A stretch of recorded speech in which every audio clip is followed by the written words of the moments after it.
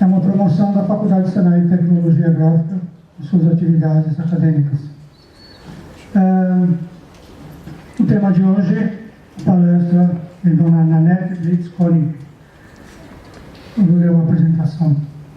Escritora deixa sua história registrada como forma de dizer não à intolerância. Infelizmente, não existe o botão delete na minha mente.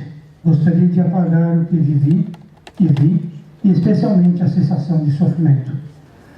Nanette Blitz-Koenig é uma sobrevivente do Holocausto, massacre de judeus, e de grupos que contrariassem os ideais nazistas.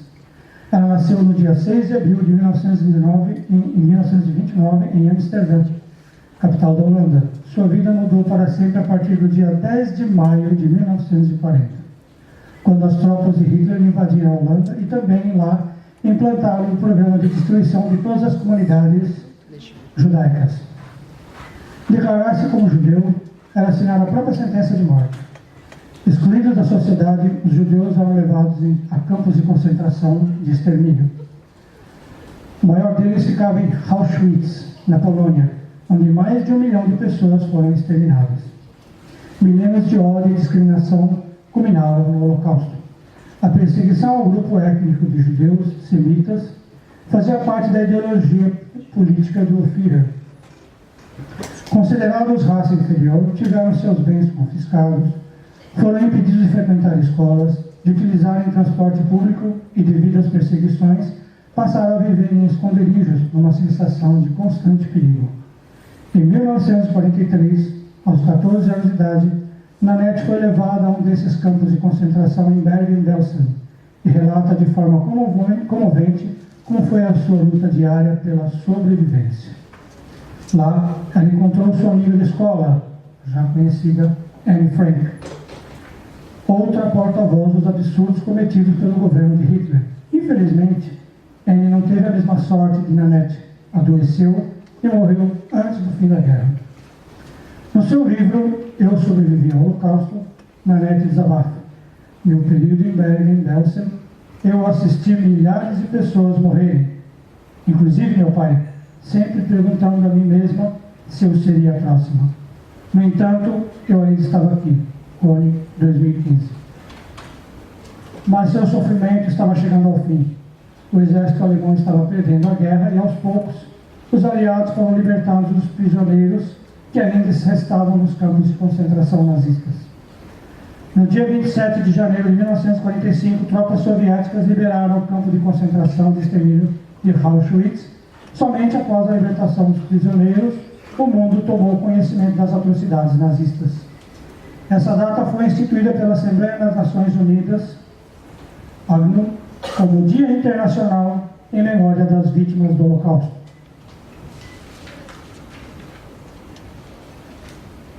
Após as atrocidades da Segunda Guerra Mundial, funda-se em 24 de outubro de 1945 a Organização das Nações Unidas, ONU, em Nova York. 3 anos depois, em 10 de dezembro de 1948, a ONU cria a Declaração Universal dos Direitos Humanos para assegurar os direitos básicos, independentemente da nacionalidade, etnia, orientação sexual, política e religiosa. No seu artigo 1º, por exemplo, declara: todas as pessoas nascem livres e iguais em dignidade e direitos. DUDH 2009. Foi preciso que o mundo testemunhasse um dos maiores genocídios da história para a criação da organização, a ONU, cuja bandeira apresenta 2 importantes símbolos: o mapa mundi, que significa todos os povos do planeta, em consonância com ramos de oliveira, representando a paz entre as nações.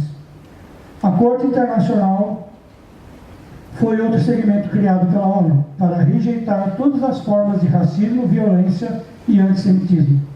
Os relatos de Nanette servem para conscientizar as pessoas para que nenhuma vida mais seja desperdiçada pela ignorância ou pela intolerância. A história de Nanette é a de milhares de judeus que perderam tudo o que tiveram um dia e renasceram tal como na lendária Fênix, a ave que ressurge das cinzas. Atualmente, a escritora vive em São Paulo, com o seu esposo John Koenig, aqui presente. e continua ministrando palestras por vários lugares do Brasil. Texto de Ana Ferreira, nossa professora de metodologia da Faculdade Senai. Alguns dados foram extraídos de Declaração Universal dos Direitos Humanos, DUDH, UNIC, Rio, 2005, janeiro de 2009. Cornig Blitz, eu sobrevivi ao Holocausto. A pedido da palestrante, é possível perguntas após a apresentação? Sim? Poderemos fazer perguntas após a apresentação? Perfeito. Então, gostaríamos que os senhores registrassem qualquer tipo de questionamento ou pergunta para ser formulado após a apresentação da senhora Nanete. Por favor. Boa tarde a todos. Boa tarde. Agradeço o convite que me permite falar sobre a lembrança das vítimas do Holocausto. Disse que um povo que esquece a sua história é destinado a repeti-la. Por isso é necessário lembrar o Holocausto que ocorreu há apenas 70 anos. Por enquanto vivem ainda sobreviventes como eu, para testemunhar que ocorreu. Porém, em poucas décadas não haverá mais nenhum sobrevivente vivo. Por isso é muito importante que os jovens assumem a responsabilidade para transmitir e educar as futuras gerações sobre o que aconteceu. Quando se fala sobre vítimas, o mundo pensa todos que foram assassinados. Porém, as verdadeiras vítimas são os que sobreviveram, porque têm que conviver com as suas memórias e jamais deixam de esquecer o que sofreram, sendo que a mente não tem o botão de apagar. As consequências das terríveis sofrimentos afetaram os sobreviventes pelo resto das suas vidas, e é de admirar que conseguissem estabelecer famílias estáveis, apesar de tudo que vivenciaram. No meu caso, celebramos 65 anos de casamento este mês de agosto. Quantas vezes já ouviram falar Holocausto? Nunca mais. Porém, duvido que todos entendam o que quer dizer isso. A tabela 1 demonstra que nem todas as vítimas foram do povo judeu. Dos 6 milhões de judeus, a metade eram judeus poloneses, a maior comunidade que tinha na Europa. Os outros judeus vieram de 19 países ocupados pelos nazistas, um dos quais era a Holanda, onde eu nasci.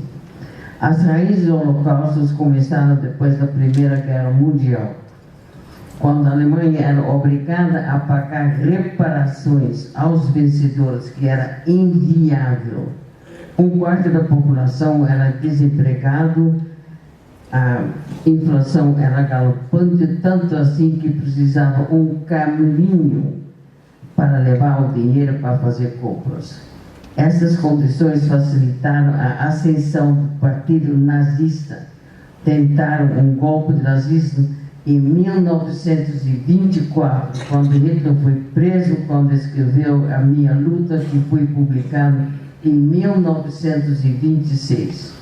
Nesse livro deixou claro a sua intenção de livrar a Alemanha dos judeus. Em 1933, o Partido Nazista foi democraticamente eleito. Só para vocês verem o que é democracia, que tem que tomar muito cuidado. Hitler assumiu o governo alemão e começou a executar os seus planos. O antissemitismo sempre era presente na Europa. Assim foi fácil para Hitler convencer os alemães, se livrassem dos judeus, tudo seria resolvido. Queria que os judeus saíssem do país, mas os outros países fecharam as fronteiras. Apenas 50% dos judeus alemães conseguiram sair do país. Também se fala Auschwitz nunca mais, o mais conhecido dos campos de concentração de extermínio. que foi usado como exemplo da matança onde se matava com gás Zyklon B, existiu em volta de 20.000 campos de concentração sob o domínio de Heinrich Himmler, que constituiu e comandou os campos de concentração. Os principais são mostrados no tabela 2. Acho que não é. Nasci em 1929 em Amsterdão, na Holanda.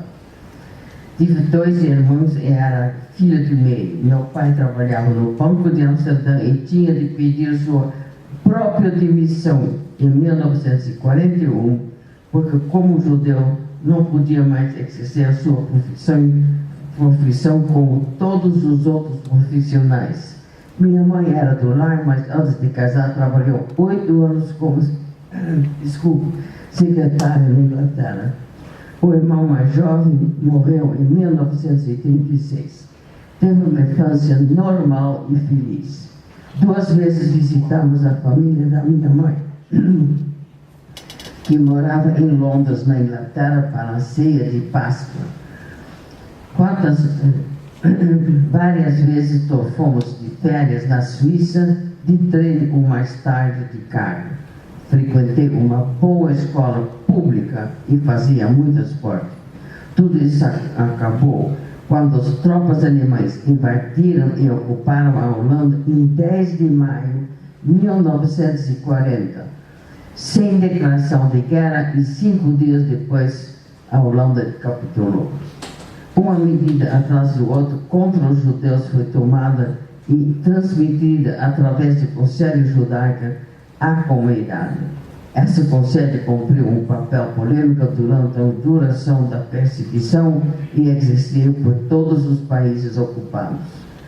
As autoridades holandesas não se opuseram às medidas que tiraram do judeu o uso de bicicletas, carros e transportes públicos. Rádios precisavam ser entregues. Também foi proibido frequentar cinemas, parques e clubes de esportes. Lojas específicas para os judeus eram somente abertas durante poucas horas durante o dia. Tinha toque de recolher entre 20 horas da noite e 6 horas da manhã. Durante esse período, muitos judeus foram arrancados das suas casas.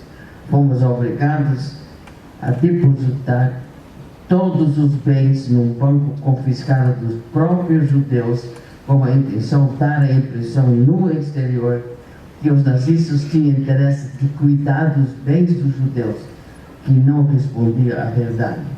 Além disso, fomos reconhecidos através da estrela amarela, com o prão-lavo judeu no meio costurado bem visível na roupa. A Prefeitura de Amsterdão forneceu um mapa muito útil aos nazistas, mostrando onde residia a maioria dos judeus na Holanda, para vocês verem que tinha uma certa cooperação. Cada ponto preto marca a casa onde moravam os judeus. Isso ajudou nas batidas contra os judeus. A polícia holandesa foi compelida pelos nazistas a participar na busca, senão iria sofrer terríveis penalidades. Ademais, a obediência às leis da população holandesa foi um dos fatores que ajudou aos nazistas a conseguir os objetivos para eliminar a comunidade judaica holandesa. A estratégia da perseguição consistia em identificação, isolação, deportação e exterminação. Em março de 1941, a população judaica foi obrigada a se registrar e pode ser considerada a sua condenação à morte. Em setembro de 1943, a Holanda foi declarada livre de judeus, mas a caça para achar os escondidos continuou firme. Apenas 11% dos judeus que se esconderam conseguiram sobreviver, que demonstra que apenas uma minoria se arriscou para efetivamente ajudar aos judeus. No fim de setembro de 1943, fomos tirados da nossa casa. Houve uma assustadora batida na porta e, ao entrar, gritaram para sair imediatamente. Fomos levados para o campus de transição Westerbork por ferrovia. 2 vezes por semana os judeus foram deportados de Westerbork em vagões de para os campos de extermínio na Polônia. No dia das listas para deportação, todo mundo estava desesperado, não querendo acreditar no seu destino, uma vez que já em 1942 o BBC de Londres tinha divulgado que existiam campos de extermínio na Polônia. Por isso não se acreditava mais que seriam deportados para efetuar trabalhos forçados. Em fevereiro de 1944, fomos levados de trem comum para Bergen-Belsen. O Banco de Amsterdão conseguiu nos colocar na lista de Palestina, prisioneiros que poderiam ser trocados por prisioneiros de guerra alemães. Himmler manteve o número de judeus para essa finalidade. Por isso, não fomos tatuados, não tivemos cabelos raspados. Podíamos usar nossa roupa como a estrela. Ao chegar a Bergen-Belsen, tínhamos de andar para chegar ao campo. No caminho para o campo tinha cachorros que eram treinados para atacar e matar, como também guardas. O campo onde fomos prisioneiros era conhecido como Campo de Estrela, porque tinha de usar a estrela. Bergen-Belsen não era um campo de extermínio em si, mas as condições eram tão deploráveis que os prisioneiros morreram de fome, doenças e maus tratos. A vida do campo era uma constante luta para a sobrevivência. As condições das vacinas eram imundas e os piolhos no cabelo e nas roupas causaram um constante desconforto. Falamos muito sobre comida por falta dela. Numa ocasião, já famintos, nos deram um caldeirão de mexilhões, mas não comi, por medo de maldade dos nazistas, pois a comida poderia estar estragada. As veras diarreias fizeram parte da vida do campo. Ficamos horas a fim de ter chamada apel, para ser contado seja qual for o tempo e as condições físicas do prisioneiro.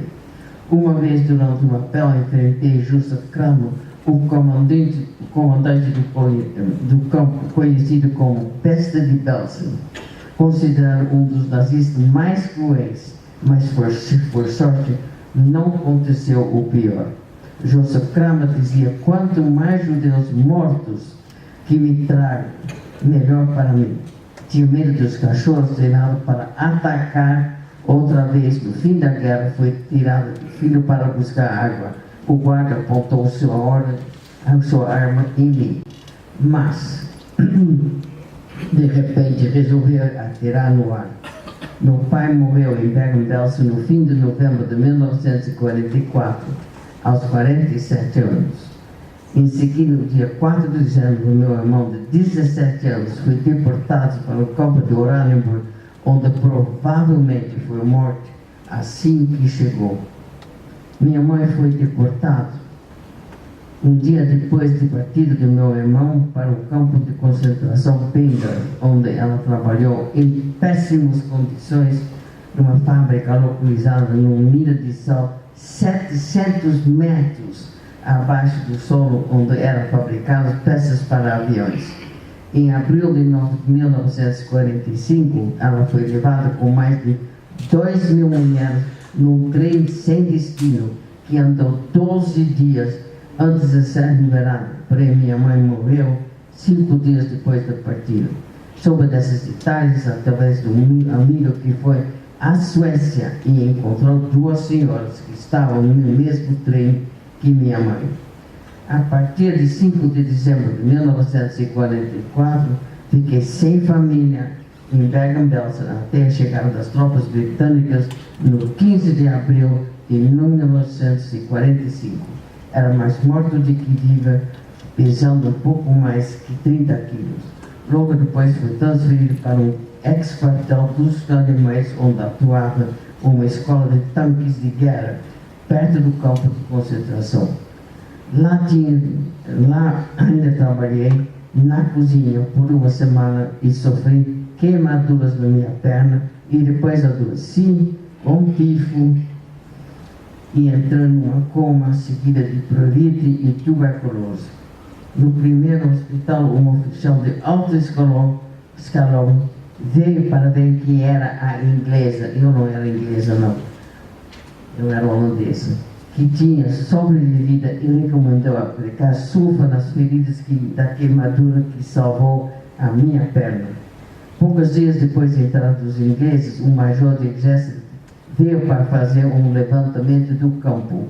Pedi a ele que avisasse minha família na Inglaterra que sobrevivi, e de fato ele escreveu uma carta à minha tia 2 vezes. O fato que ele falava inglês muito bem fez com que deduziu que poderia ter ascendência inglesa. Não sabia na época, mas o major era um judeu que me veio visitar quando morava com minha família em Londres, depois da guerra. Não quis agradecimentos, mas disse ser feliz que finalmente estava junto à minha família. Foi levado de cela de avião de Força Aérea Britânica para Eindhoven, no sul da Holanda. Em agosto de 1945, me dei conta que ninguém sobreviveu e quase fiquei louca. Por em seguida me realizei que a vida iria continuar do jeito que estava e tinha de viver na melhor maneira possível. Para recuperar, fiquei em um sanatório perto de Haarlem por 3 anos, até maio de 1948. Depois de sair do sanatório, morei com uma família cristã na província do meio da Holanda. No fim de 1948, fui para a Inglaterra por 6 semanas, onde morava a família da minha mãe. Minha tia me convenceu que deveria morar com eles, e assim mudei. Em abril de 1949 para Londres. Na Inglaterra estudei, trabalhei como secretário bilíngue num banco de comercial até casar em 1953.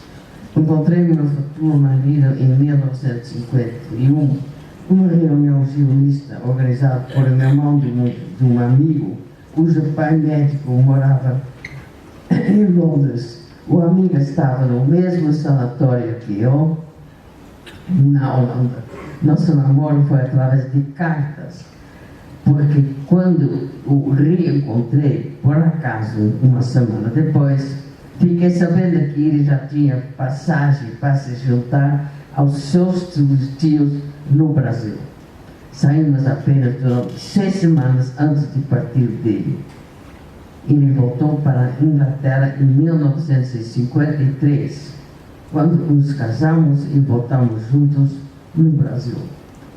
A história de família Frank é ligada aos acontecimentos da comunidade judaico-holandesa durante a ocupação nazista.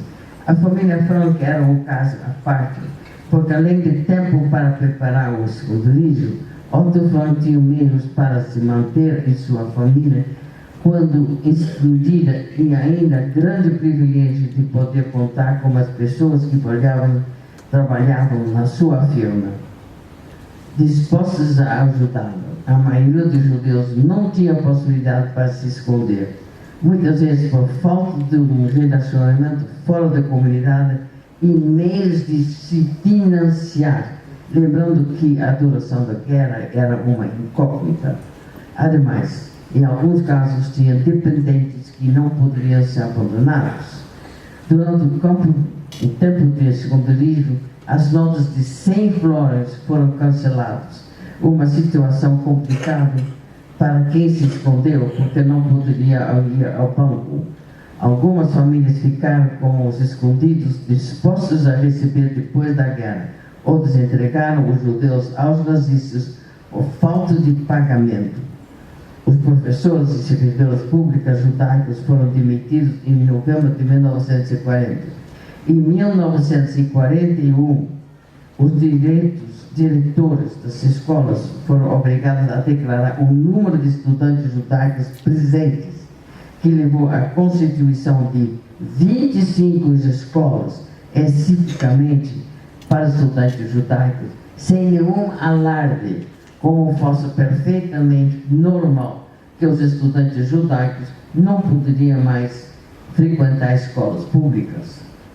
Essas escolas foram organizadas pela Prefeitura de Amsterdã, para você ver se tinham uma certa cooperação com os alemães. Encontrou Anne Frank em outubro de 1941 no Liceu Judaico, na classe onde estudávamos juntas. Achei Anne igual a qualquer outra menina que conhecia. Víamos escolas diferentes, não morávamos no mesmo bairro e cada um tinha sua turma para voltar para casa. Foi a festa do seu aniversário de junho de 1942 e vi o primeiro diário que ela recebeu de presente dos seus pais. Tinha 3 classes do primeiro ano do liceu. Dos 30 alunos da minha classe, só sobraram 14 para frequentar o segundo ano.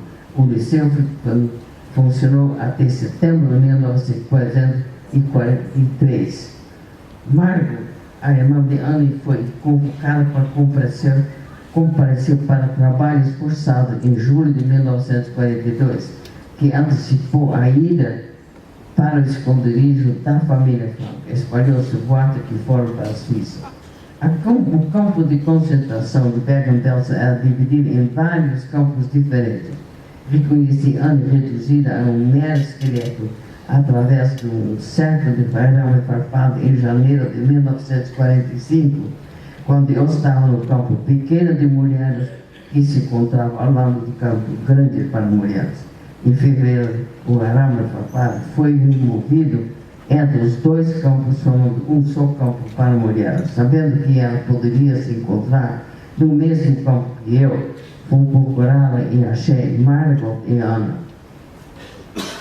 Jamais esquecerei nosso encontro emocionante. Quando encontrei Anne em Bergen-Belsen em fevereiro de 1945, ela tremia de frio e estava molhada no cobertor porque não aguentava mais a sua roupa, cheia de piolhos, e estava completamente debilitada. Isso foi mais ou menos um mês antes do falecimento dela. Ela me contou sobre Auschwitz, o esconderijo, e também falou sobre o diário que queria usar depois como base para escrever um livro para depois da guerra. Era um sonho, pois mal poderia saber que o diário seria entregue ao seu pai, o único sobrevivente do grupo escondido. Através de uma amiga, Anne sabia que a mãe dela tinha passado na seleção em Auschwitz e esperava reencontrá-la depois da guerra.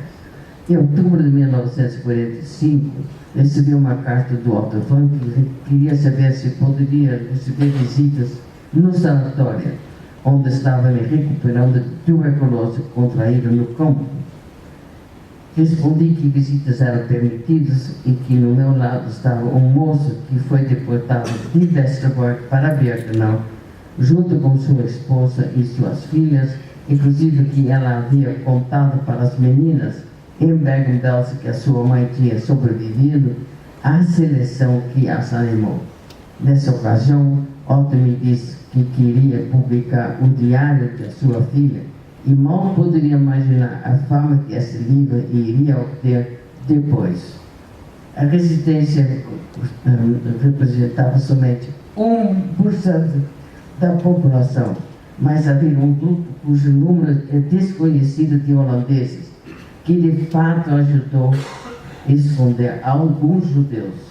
Antes da guerra, a Holanda tinha mais ou menos 140 mil judeus, 1,5% da população, dos quais somente 107 mil foram deportados e apenas 5.540 voltaram. Estima-se que 24 mil judeus, 17% se esconderam, mas somente 16 mil conseguiram se salvar. Os outros foram achados através de ações em massa pelos alemães e seus simpatizantes, denunciados por telefonia na PUC, e me formei em 1986. Depois fiz curso de 2 anos no de tradutor intérprete em inglês e português. Sou a única sobrevivente da minha família imediata. Hitler, por pouco, não conseguiu o seu objetivo de se livrar de todos os judeus no seu domínio. Porém, nunca na face da terra existiu uma indústria de genocídio como a das nazistas, que contava com índices de eficiência industrial. A minha história, como muitos outros, demonstra que num regime totalitário não há possibilidades de respeito à tolerância e direitos humanos. A população, como na Holanda, durante a ocupação nazista, era sujeita de ameaças de vida, ficava aterrorizada e com medo de agir, mesmo que não concordava com a atitude das autoridades. Por isso, a pequena minoria que tomou uma atitude de ajudar aos judeus demonstrou muita coragem. Alguns foram presos, deportados ou fuzilados. Não basta dizer o Holocausto nunca mais.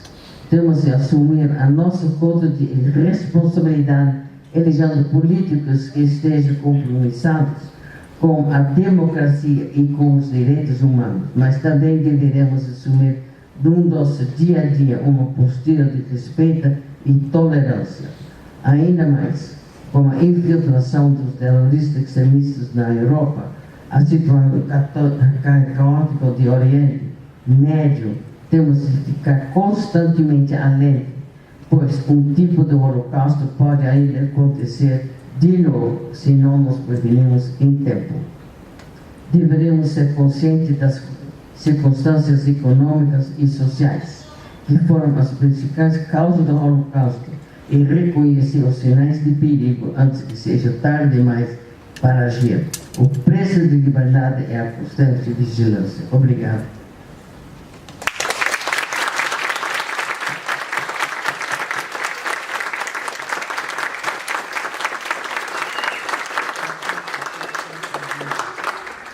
Alguém gostaria de formular alguma pergunta? Nossa, já falei muito, ninguém quer perguntar nada.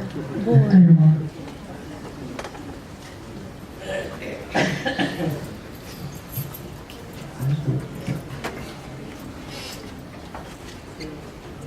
Boa tarde. Eu queria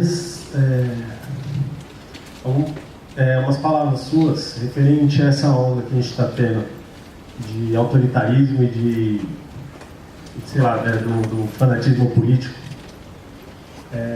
Como que você faz essa análise do que você já passou e dessa coisa que está vindo agora tão forte entre os adolescentes e essa intolerância geral? Qual é a pergunta? Eu gostaria que você falasse algumas palavras. Hoje, essa intolerância que está tendo, pelo que você já viveu, como que você vê essa intolerância que está surgindo entre os jovens e o pessoal em geral, assim, na parte política? Bom, os jovens, eu não sei se vocês leem o jornal, se vocês são atualizados, se o que está acontecendo no país. É muito importante, porque eventualmente vocês têm que votar.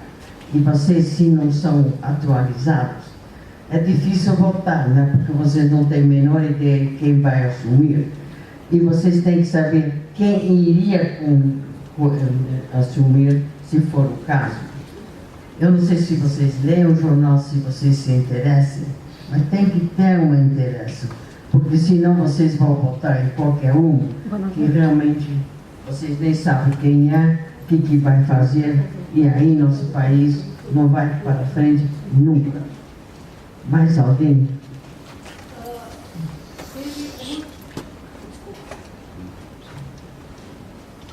Eu leio o jornal todo dia.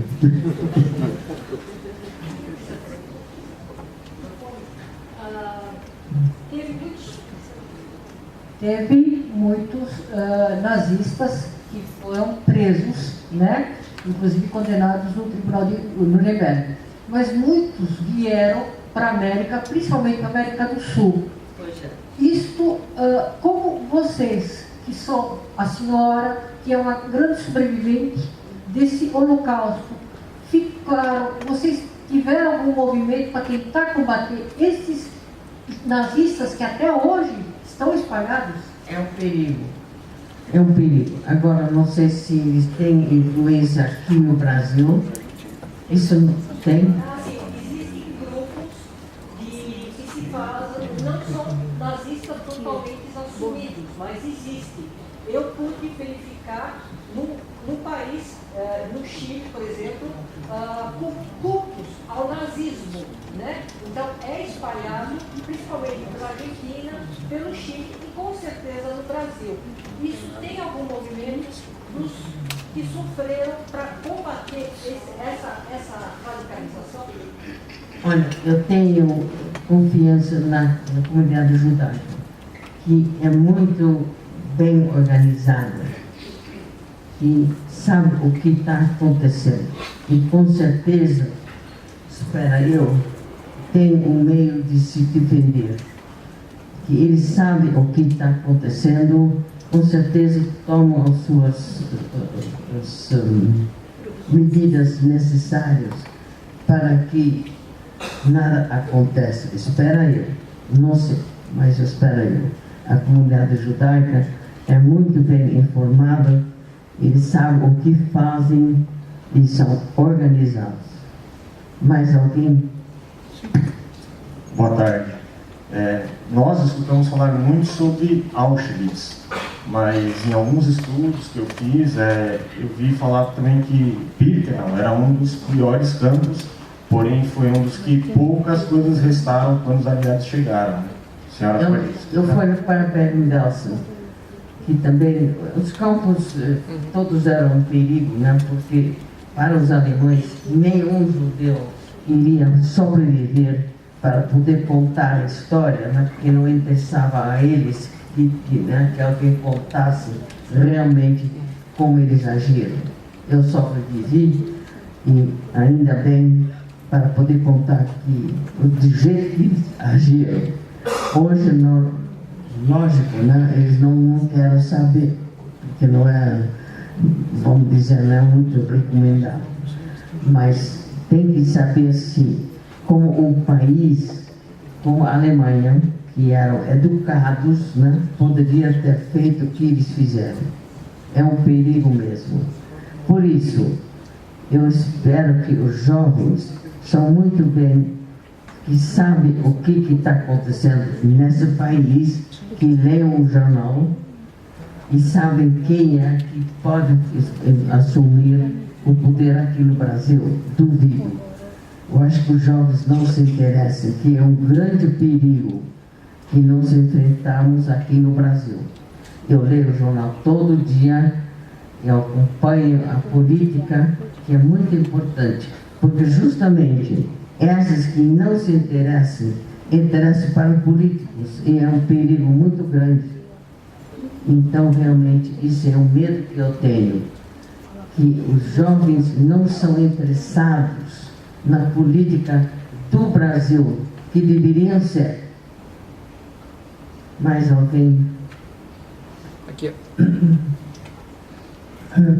Gostaríamos que fosse realmente a próxima última. Boa tarde. Eu gostaria de saber sobre as tradições judaicas no tempo de guerra que aconteceu. Como que a senhora, como que o povo judeu comemoravam as suas festas, o Rosh Hashanah e os Shabbats? Como que vocês se comportavam, como que vocês viam essas festas? Eu tive uma educação judaica por 5 anos com o rabino. Então, eu conheço a religião judaica e respeito a religião judaica, e eu sou judia de toda forma. Eu conheço bem a religião judaica. Mais alguém?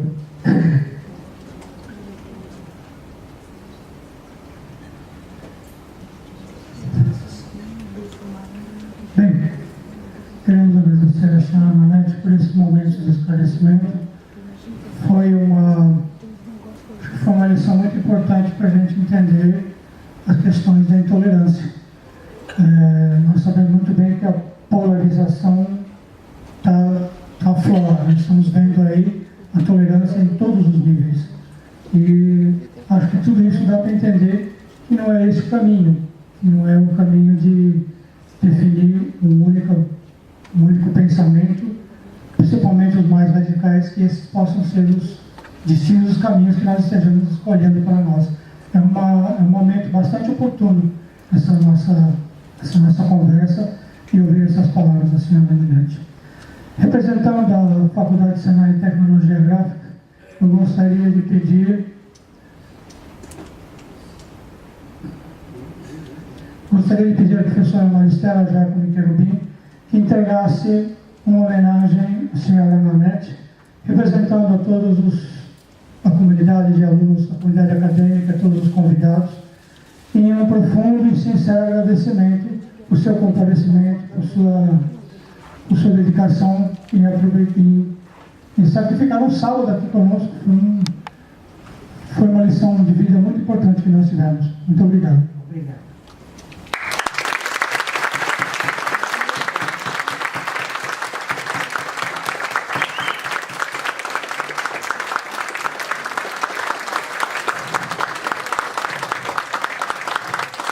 Aos interessados.